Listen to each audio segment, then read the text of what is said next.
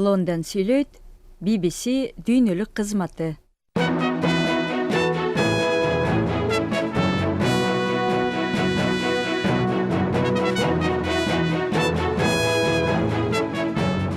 Саламатсыздарбы, студияда Кубат Чекиров. Бүгүнкү BBC дүрбүсүндө Украинанын айланасындагы кырдаал чыңалып турганда Россия менен Беларусь 10 күндүк аскердик машыгууларды баштады. Франция президенти Эммануэл Макрон батыш менен Россиянын ортосундагы курчуган мамилени жумшартуу боюнча дипломатиялык аракеттердин башында болду. Бишкекте улуттук травматология жана ортопедия борборун жоюп, анын ордуна шаардык клиникалык тез жардам ооруканасын уюштуруудан чыккан наразылыкты өкмөттүн атайын комиссиясы териштирүүдө. Бул атасынан калган байлык эмес. Президент Садыр Жапаров ири базарларды аралап, жаңы салык кодексинин шарттарын соодагерлерге өзү түшүндүрө баштады. Биз мамлекет коомчулуктун пикирин сураганын көргөн жокпуз. Бул жана башка жаңылыктар, окуялар, макала маектер BBC дүрбүсүндө биздин толкундан четтебеңиздер.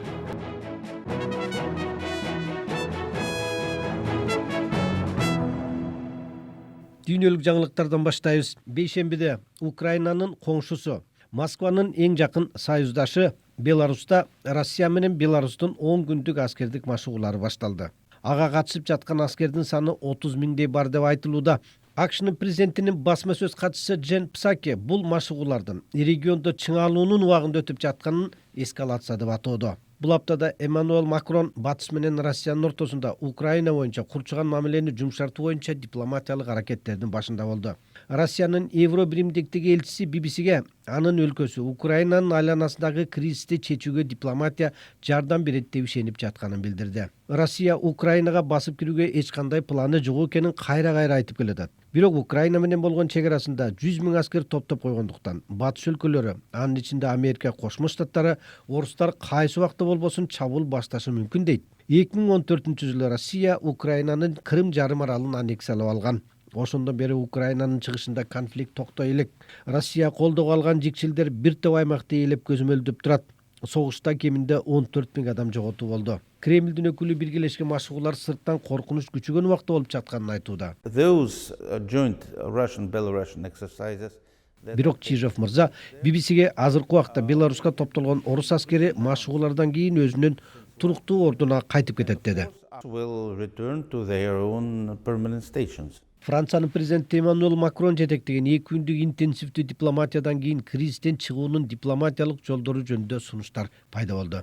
Сөз Украинанын чыгышындагы конфликтти токтотууга багытталган Мински келишимин азыркы кризисти чечүүнүн негизи катары пайдалануу жөнүндө. Бейшембиде Берлинде Россия, Украина жана Франция, Германия катышкан Норманд 4 тилдиги форматындагы сүйлөшүүлөр башталды. Анын башкы темасы ушул Мински келишимин аткаруу жөнүндө. Украина президенти Владимир Зеленский менен шейшембиде жолуккандан кийин Макрон Россия менен Украинанын лидерлери Мински тынчтык келишимин аткарууга даяр экенин ырасташканын билдирди. Зеленский өзүнүн мурдагы президент кол койгон келишимде Донбасстын бир бөлүгүн көзөмөлдөгөн козголоңчул топторго өтө ыңгайлуу деп сындап келаткан эле. Москва болсо Украина өкмөтүн келишимди аткарбай жатат деп көптөн бери айыптап келатат. Бирок Украина менен Россия бул келишимдин практикада иштешине карата эки ача пикирде. Киев чыгыш региондоруна абдан чоң автономия берет деп кооптонууда. Бейшембиде Британиянын премьер-министри Борис Джонсон Брюссельге барып, НАТОдогу башкы катчысы Столтенберг менен басма сөз жыйынын өткөрдү. Джонсон Украинанын айланасындагы кырдаалдын өөрчүсүндө эң кооптуу учур келди деп айтты.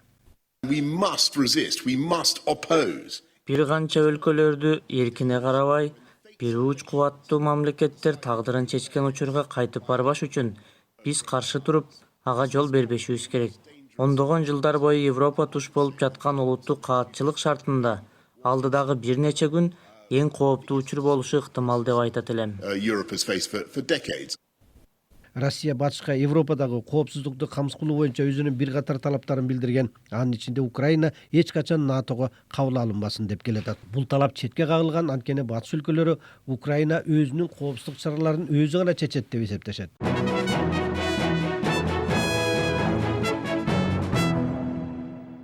Индиянын түштүгүндө полиция мектепте хиджаб кийген мусулман окуучу кыздарга каршы өткөн демонстрацияда зомбулук ишке катышы болду деп 15 адамды камакка алды. Карнатака шаарынын бийликтери жогорку класстар окуган мектептер жана колледждердин баардыгын 3 күнгө жаап салды. Айрым колледждер мектеп формасын кийгиле деп жоолукка тыюу салгандан кийин индустар жана мусулмандар нааразылык акциясын өткөрүп чыгышкан. Бирок бир колледжде окуган мусулман өспүрүм кыз баштаган акциялар кийин уланып кетти. Демонстранттарды таратуу үчүн бул аптада полиция көздөн жаш агызчу газ колдонсо, башка жерлерде көптөгөн полиция кызматкерлери тартылды. Бул окуя азчылыкты түшкөн мусулман коомчулуктарында кооптонууну пайда кылды. Анткени алар премьер-министр Нарендра Модинин хинди улуттук өкмөттүн алдында куугунтуктоо күчөп жатканын айтышат. Колледж болсо жакшыраак окуп билим алуу үчүн окуучулардын жүзүн көрүү максатында хиджабка тыюу салынганын айтууда. Эки тараптын тең пикирин угуп көрөлү. Кичинекей кезибизден бери эле кийебиз. Алар капысынан эле хижаб кийбешиңер керек дешүүдө. Ушул кантип болсун? Бул чырды биринчи хиджаб кийген студенттер баштаган. Эгер алар чырды токтотсо, биз да токтотобуз. Эгер алар хиджаб кийсе, анда биз да алар менен атаандашып, шафран кийүүгө аргасыз болобуз.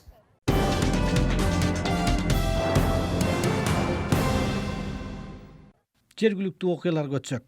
Бишкекте улуттук травматология жана ортопедия борборун көчүрүп, анын ордуна шаардык клиникалык тез жардам ооруканасын уюштуруудан чыккан наразылыкты министрлер кабинетинин атайын комиссиясы териштирмей болду.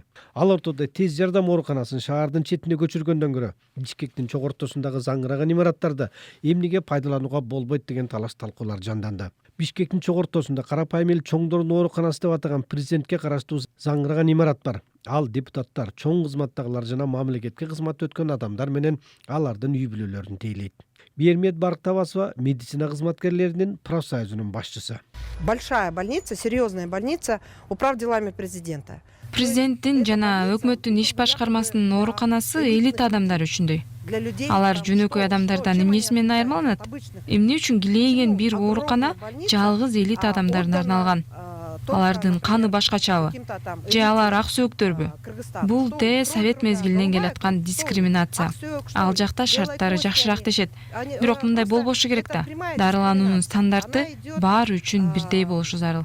Бишкек шаарынын калкы миллиондон эч агашкан. Мындай чоң шаарда оорулууларга чукул медициналык кызмат көрсөтүүгө нааразылык чоң. Ооруканалар дароо кабыл албай, тез жардам унаалары оорун издеп, оорулууларды ары бери ташыган учурлар көп. Саламаттык сактоо министрлигинин улуттук травматология жана ортопедия борборун жоюп, анын ордуна тез жардам ооруканасын уюштуруу жөнүндө чечими министр менен академиктин ортосунда чоң кармашка алып келди.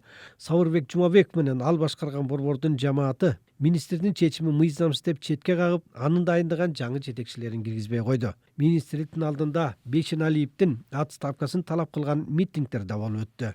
Ошол убакта бул тармакты жакшы билген артисттер бул чыр-чатакты мамлекеттик ресурстар үчүн болгон кландык күрөш деп атап, саламаттык сактоо тармагындагы көп жылдап катмарланган кризистин үстү жагылы деп белгилешүүдө. Алардын баамында министрдин бир оорукананын башчысын алып, башкасын дайындаган буйругунан эч нерсе өзгөрбөйт.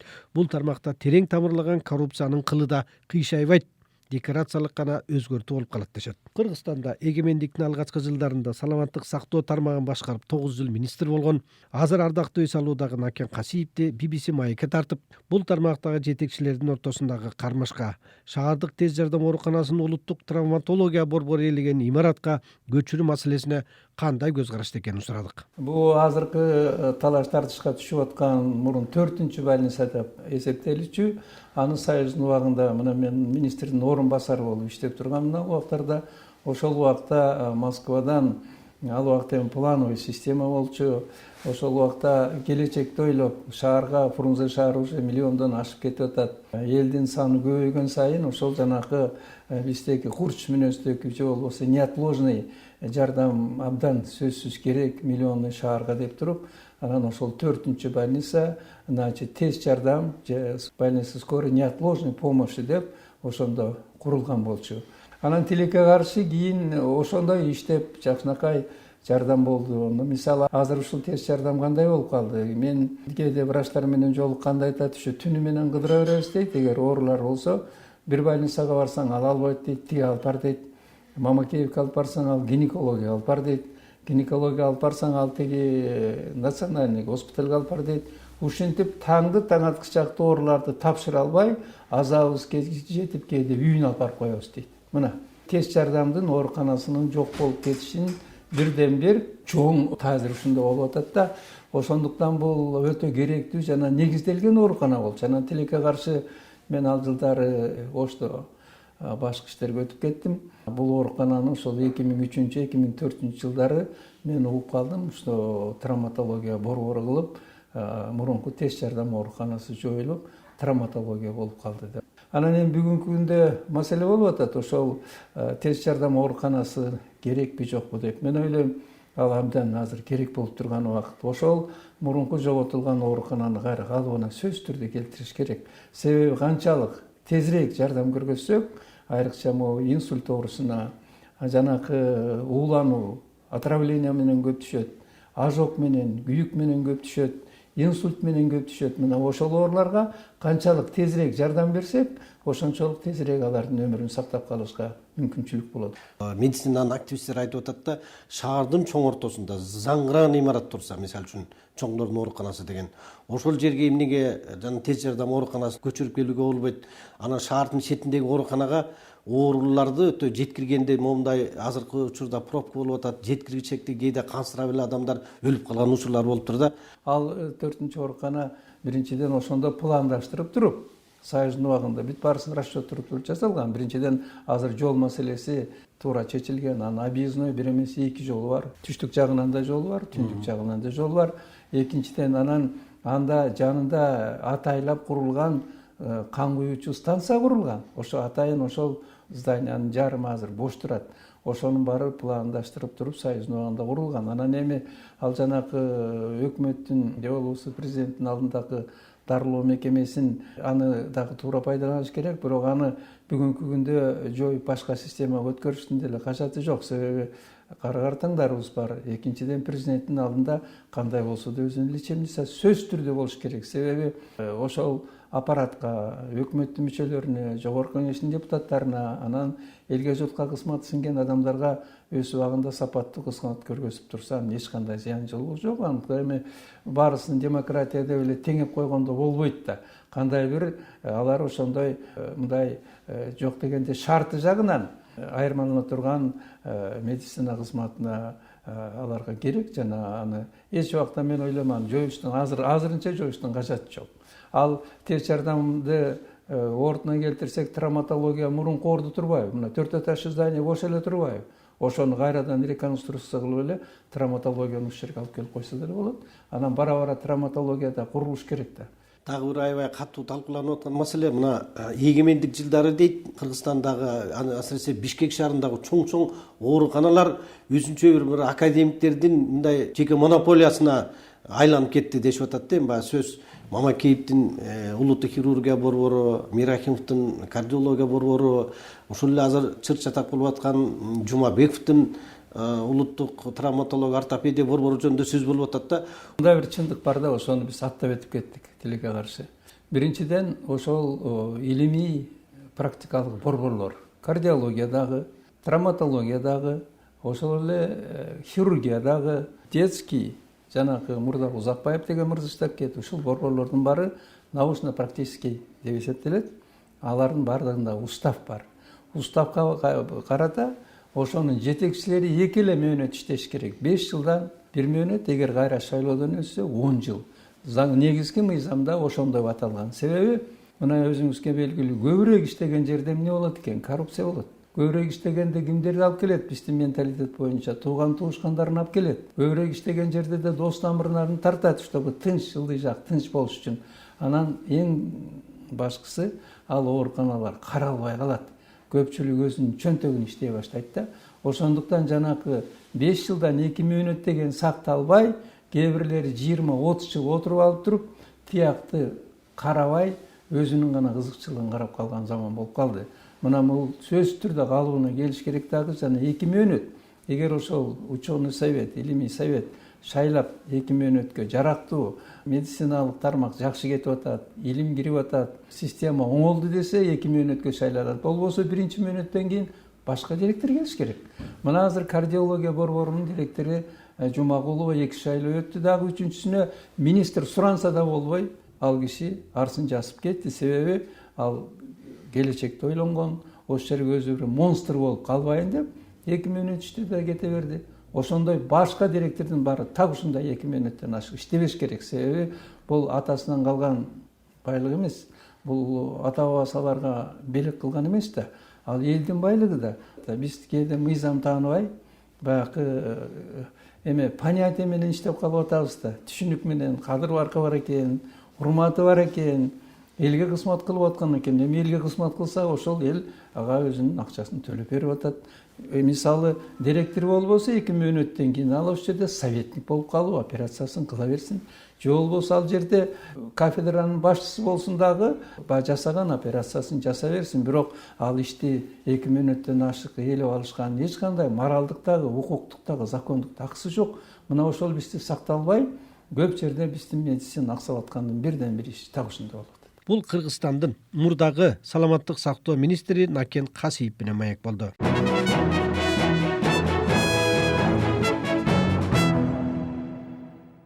Шейшембиде Кыргызстан президенти Дордой соода базар комплексине жана Ош базарына барып, ишкерлер менен көзмө-көз сүйлөшүп, контролдук кассалык машина системасын ишке ашыруунун жүрүшүн талкуулады жана түшүндүрүү иштерин жүргүздү. Садыр Жапаров соодагерлер менен баарлашып, контролдук кассалык машиналарды ишке киргизүү боюнча алардын ой пикирин угуп, алардын суроолоруна жооп берди. Президент жарандардын контролдук кассалык машиналарды киргизүүнү колдобой жаткандыгын түшүндүрүү иштеринин жетишсиздигинен келип чыккан деп белгиледи. Бизнес коомчулукта бир топ талкууну жараткан салык кодекси мындан туура 2 апта мурун ишке кирген эле. Бирок ишкерлердин көбү жаңы шарттарды дагы деле толук түшүнө албай, кээ бирлери катуу сынгалып, ал турсун митингге чыгып жатканда, ошол эле маалда документтин бир топ прогрессивдүү жактарын белгилегендер дагы бар. Жаңы салык кодекси эмне үчүн ишкерлердин нааразылыгын жаратууда? Салыктар толук төлөнүшү үчүн кандай стимул керек? Түз салык менен кыйыр салыктын эмне айырмасы бар? Жана кайсы системада салыктар коомдон акыйкат чогултулат? Бул суроолорду экономикалык темага катыштешкен журналист Назгүл Мурат ишкер Данияр Аманалиев менен талкуулаган. Чогултулган салыктар коомдун пайдасына иштеп жатканын мамлекет ачык айкын көрсөтүп турса, экономика ошончо ачык болуп, коомдун салыктарды төлөөгө мотивациясы жогору болот да. Кыргызстан за этот год упал на 20 мест в рейтинге коррупции. Кыргызстан бул жылы коррупция боюнча рейтингде 20 орун төмөнгө түштү. Демек бул баарыбыз түшүнүп тургандай эле акчалар ачык эмес, колдонулуп жатканын, алар уурдалып жаткандыгын түшүндүрөт. Эгер менин мамлекетим мурдагы жылга караганда көбүрөөк уурдай баштаган болсо, анда менин салык төлөөгө болгон каалоом дагы ошончолук азаят. Бул табигый нерсе. Ошондуктан биринчи кезекте каржылоонун эффективдүүлүгүн көтөрүү үчүн бир нерсе кылуусу керек. Эгер биз ачыктык көбөйүп жатканын көрсөк, эгер акчалар коомдун пайдасы үчүн жумшалып жатканын көрсөк, эгер мамлекет биз менен байланыш түзүп, чогулган акчалар кандай жумшалып жатканын көрсөтсө, отчет берсе, биз мамлекетке ишенсек, анда биз салыктарды дагы кубануу менен төлөйбүз.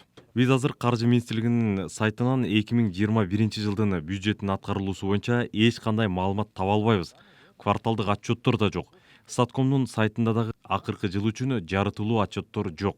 Анан ошол учурда негизги максаты салыктарды көбөйтүү болгон жаңы салык кодексинен кабыл алынгандыгын көрүп атабыз. Ошондуктан биз азыр көрүп аткан чоң каршылыктар, мисалы, ошол эле ККМ колдонбогондугу үчүн 30 000 сомго чейин чоң штрафтар келип аткан базардагы сатуучулар мурда митингге чыкпаган, бизнес митингге чыгып баштаганын көрө алабыз. Бул салыктар чоңбу, кичинекейби деген маселе эмес. Бул биз бири-бирибизге канчалык ишенебиз, ошол эле сатуучулар мамлекетке салык төлөөнүн бир мааниси бар деп канчалык эсептей тургандыгынын маселеси. Муну аларга жеткиликтүү деңгээлде түшүндүрбөгөн десек болот. Мүмкүн көбүрөөк агартуу иштерин, түз эфирлерде маалымдоо иштерин жүргүзүү керек. Коомчулук менен чогуу иштеш керек. Ошондой болгондо мүмкүн коомчулукта буга чейин төлөнбөй келген салыктарды эмнеге төлөө керек дегенди жакшыраак түшүнмөк. Ошондуктан салыкты баары төлөгөн системаны адилеттүүрөөк деп атаса болот. Бирок ошол учурда бул салыкты кантип, эмнеге чогулта тургандыгын көрө албай жатам. Көп учурда биздин коомдо салык бул байлардын эсебинен башкаларды багуу деп кабыл алынат эмеспи? Бирок салыктардын көбү келип эле сатып алуучулардын элдин чөнтөгүнөн төлөнөт да. Себеби салыкты ишкерлер башка чыгымдар сыяктуу эле көрсөткөн кызмат же өндүргөн товарынын баасына кошуп коет. Да, есть разные системы налогообложения. Салыктарды топтоонун эки системасы бар. Түз салыктар анан кыйыр салыктар. Кыйыр салыктар бул кийин ишкерлер толугу менен кардарга жүктөп коюшат. Бул салыктын эң чоңу кошумча нарк салыгы, экинчиси сатуудан түшкөн салык. Ошондой эле акциздик налогдор дагы бар. Мисалы, сиз сигареттин пачкасын сатып алсаңыз, ал пачкада чоң акциздик салык бар. Эгер арак сатып алсаңыз, анда дагы акциздик налог бар. Эгер чет өлкөдөн алынып келинген товарларды сатып алсаңыз, анын ичинде бажы төлөмдөрү дагы камтылган. Мамлекет кыйыр түрдө колдонгон салыктардын баары акыр аягында келип, баанын бир бөлүгүн түзөт. Азыр мисалы салыктын эки негизги түрүн бирдиктүү жана кошумча нарк салыгын бөлүүгө басым коюуда. Бирдиктүү салык кирешеден алынган үчүн ал автоматтык түрдө кыйыр салык болуп калат. Мындан кача албайбыз. Ал мүмкүн мурдагыдай товардык чектерде көрүнбөшү мүмкүн. Бирок мурда салык төлөбөгөн бардык бизнесмендер 4 же 6% төлөөсү керек. Аны ал бага кошот. Бул эмнени билдирет? Бул машинадан, мүлктөн же байлыкка болгон салыктардан айырмаланат.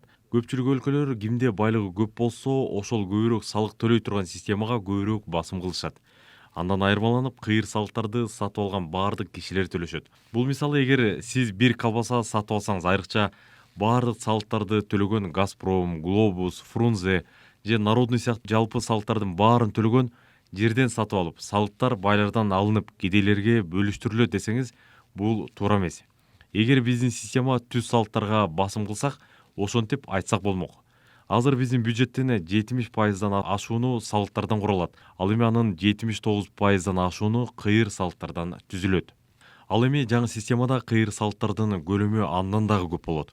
Ошондуктан эгер сиздин компания салыктарды толугу менен төлөсө дагы, андан сырткары ар бир сатып алуңузда сиз анан мен дагы ошол салыктарды төлөйбүз. Мамлекет эгер биз көбүрөөк салык чогулткубуз келет десе, бул сиздин акчаңыздын көбүрөөк бөлүгүн алабыз дегени. Ошондо биз дагы суроо беришибиз керек. Макул, силер көбүрөөк акча алгыңар келет. Ага жооп катары биз эмне алабыз деген. Эгер мамлекет бизге жооп бербесе, анда күч колдонууга, курал колдонууга, түрмөгө отургузууга соттор бар, бирөө бизге келип, биз эч нерсени түшүндүрбөйбүз, жөн гана көбүрөөк акча бер дегендей болуп көрүнөт. Бул кимдир бирөөгө талап тоноодой көрүнүшү мүмкүн. Это может кому-то показаться грабежом. Айтылгандай эле салык кодекси бул эки тараптуу, коом менен мамлекеттин ортосундагы мамилени жөнгө салган документ. Аны күчтөп кабыл алып, таңылап коюунун өзү чоң проблеманы жаратууда. Балким жаңы кабыл алынган кодекс чындап эле ишкерлердин, коомдун пайдасына иштей турган документ. Бирок ошону мамлекет жеткиликтүү түшүндүрүшү зарыл болчу да. И да, когда государство устанавливает... Анан дагы мамлекет кайсы бир салыктык системаны киргизип жатканда, бул нерсе жалпы экономиканы түзгөн аябай маанилүү мыйзам экенин түшүнөт. Андай нерселер коомчулук менен чоң талкууларды талап кылат. Тилекке каршы, жаңы киргизилип жаткан салык кодекси менен мындай талкууларды көргөн жокпуз. Биз мамлекет коомчулуктун пикирин сураганын көргөн жокпуз. Закондорда, окууларда бир күндө өткөрүлүп жатканын көрдүк. Биз салык кодексинин долбоорун көрүүгө дагы мүмкүнчүлүк болгон жок. Биз бул салык кодекси президент тарабынан 19 январда кол коюлса, ал эми 1 январдан тарта ишке киришкендигин көрдүк. 19 январга чейин президент бул законго кол коебу, койбойбу деген так маалымат жок болчу. Негизи салык артка иштебейт.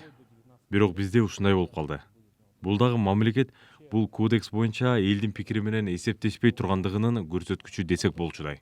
Ошентип көпчүлүк элдин пикири маанилүү эмес экендигин түшүндү. Бул дайыма жаман бүтүп келген. Тарых эч нерсеге үйрөтпөйт окшойт. Видимо, история не учит. Экономикалык темага адистешкен журналист Мазгүл Мураттын ишкер Данияр Аманалиев менен болгон маегин уктуңуздар.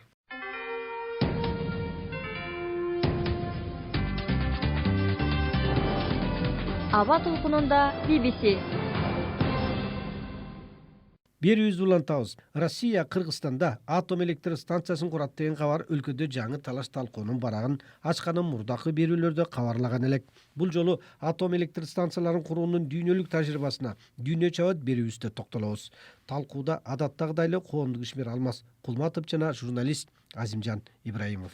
Дүйнөнү глобалдык жылуулук каптап, анын ичинде ушул мөңгүлөр эрип, кургакчылыктын ушул кесепеттери тие баштаган учур болуп атат.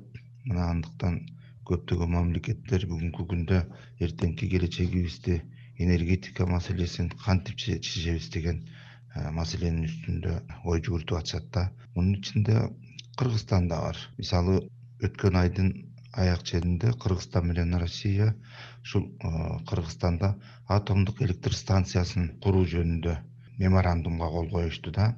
Бул эми кичи кубаттуулуктагы атомдук станция болуп саналат. Эң башкысы элдин талкуусуна коюш керек. Анткени бул жерде жалпы экологиялык Кыргызстандын эмес, Борбордук Азиянын экология маселеси. Бул жерде калктын тагдыры турат. Муну Кыргызстан эле бүгүн ойлоп чыккан жок. Мындай маселе Казакстанда да бар. Балкаш көлүнө жакын жерде атомдук электр станциясын куралы деп максат коюп келишет. Эми дүйнөдө урандын негизинде ошол атомдордун чачырашынан алынган энергиянын негизинде энергия иштеп чыгуу өнүккөн тармактардын катарына кирет. Жаңы башталган жок, тарыхы узак. 1942-жылы Советтер Союзу алгач уран өндүрүү деген токтом кабыл алып, ошо менен 1948-жылы Обнинский биринчи куруп кести. Анан 54-жылы куруп, анан ошол 20га чукул АЭСти куруп алышканда. Эми дүйнөдө бул эми өтө кооптуу болгон менен рентабелдүү электр энергиясынын булагы болуп эсептелинет. Албетте мына техногендик катастрофалар дүйнөдө болуп эле келатат.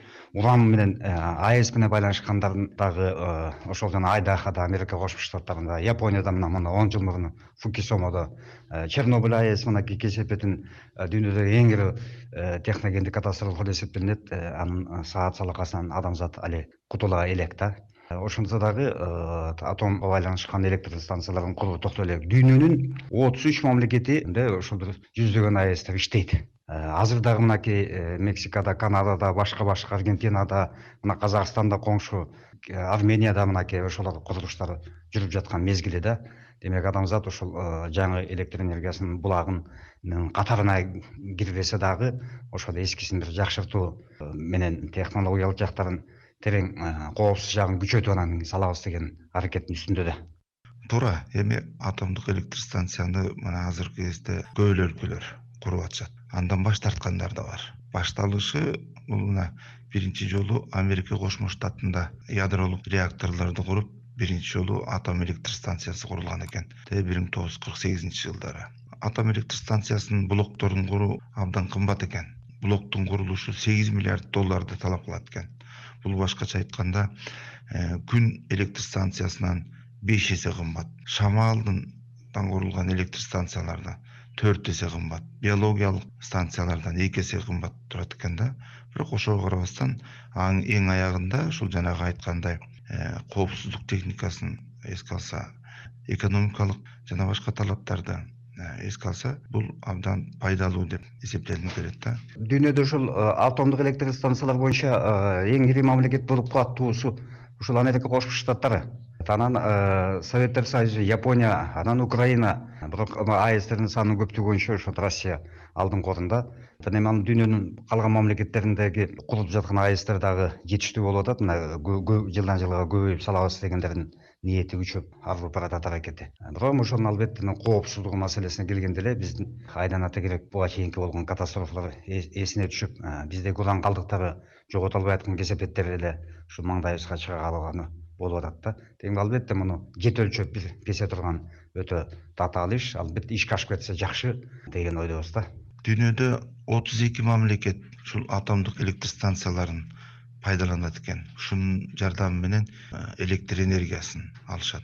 Мунун ичинде Россиянын өзүндө эле 10 чакты атомдук электр станциясы иштейт. Анда 33 энергоблок бүгүнкү күндө иштеп атат да. Бул жагынан эми Америка Кошмо Штаты лидер экен атомдук электр станция куруу жагынан. Андан кийин Франция, Япония дагы алдыда турат экен да. Маселен, Америка Кошмо Штаты бир жылда 102.709 мегаватт электр энергияны иштетип чыгат экен. Франция 65.000, дээрлик 66.000 мегаватт электр энергиясын. Япония 46.000ден ашык мегаватт электр энергияны иштетип чыгат экен да. Мына Кытайда, Индияда, Түштүк Кореяда, Пакистанда дагы мындай энергоблоктордун, атомдук электр станциянын блоктордун курулушу дагы күтүлүп жаткан экен да. Дүйнө чабыт берүүбүздү уктуңуздар. Бул жолу атом электр станцияларын куруунун дүйнөлүк тажрыйбасына Алмаз Кулматов жана журналист Азимжан Ибраимов токтолушту. Бүгүнкү программадан уктурулган жана башка дагы актуалдуу макала маектерди биздин интернет баракчабыздан дагы окуңуздар. Дареги bbc-kыргыз.com BBC дүрбүсүндө аналитикалык апталык подкаст уктуруубуздун баардык чыгарылыштарын YouTube каналдан дагы таап уксаңыздар болот. Ал жакта ошондой эле дүйнөлүк жаңылыктарды, сапар аналитикалык теле көрсөтүүбүздү, башка телесюжеттерибизди дагы көрө аласыздар. Мындан сырткары албетте Facebook, Instagram'dагы баракчабызда дүйнөлүк жана жергиликтүү окуяларды ар кандай өңүттөн түшүндүргөн пайдалуу, кызыктуу, мазмундуу, көңүлгө толчу контент көп экенин да айта кетейин. Ушуну менен бүгүнкү уктурубузду аяктайбыз. Бүгүн студияда Кубат Чекиров болду. Ободо кайрадан жолугушканча сак саламатта калыңыздар.